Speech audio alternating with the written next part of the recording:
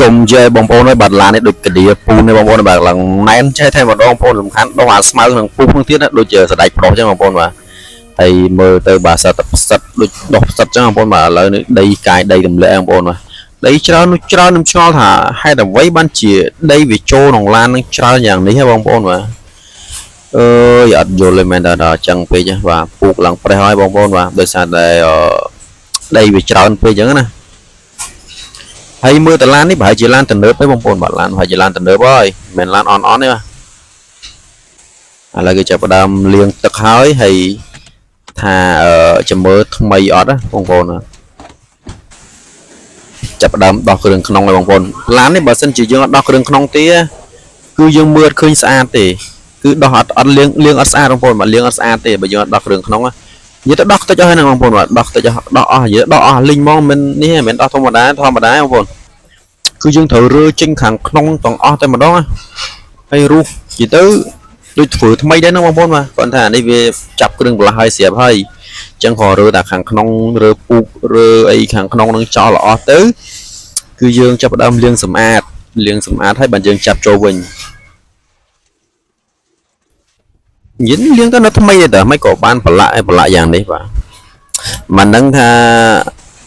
ដោយសារអ្វីទេបងប្អូនបាទខ្ញុំក៏អត់ដឹងថាដោយសារគេទេបាទបើដីយ៉ាងហ្នឹងឥឡូវគឺចាប់ដើមលាងទឹកសាប៊ូពូកបងប្អូនបាទលាងទឹកសាប៊ូពូក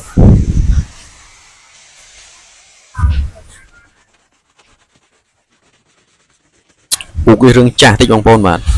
ប៉ុន្តែគេយកមកប៉ូលីថែមតែគេប៉ូលីហើយគឺខ្ចីញញហ្មងណាគេចាប់ផ្ដើមនេះគេបឺតអាក្អែលឡើងចោលបងប្អូន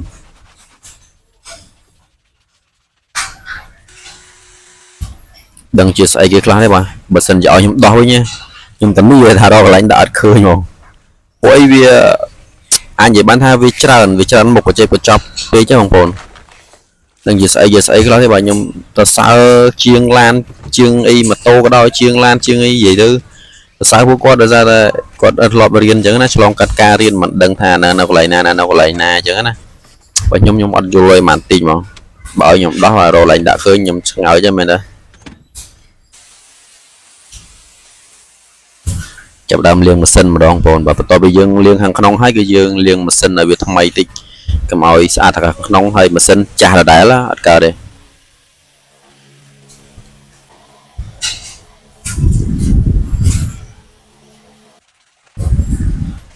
ឡូវនេះស្អីគេនោះអូអាកន្លែងដុំឡើងចាប់ជាប់កង់វាបងប្អូនដោះតិចខ្ទីហ្មងមានសល់ទេចាប់ចូលវិញបងប្អូនស្អាតបាទបងប្អូនបាទអត់មានស្លាកលេខទេបាទអញ្ចឹងវីដេអូយើងក៏មានតែប៉ុណ្្នឹងដែរបងប្អូនអរនេះបាទកុំភ្លេចជួយ Subscribe ម្នាក់មួយដើម្បីទទួលបានវីដេអូថ្មីៗនៅវីដេអូក្រោយបាយបាយ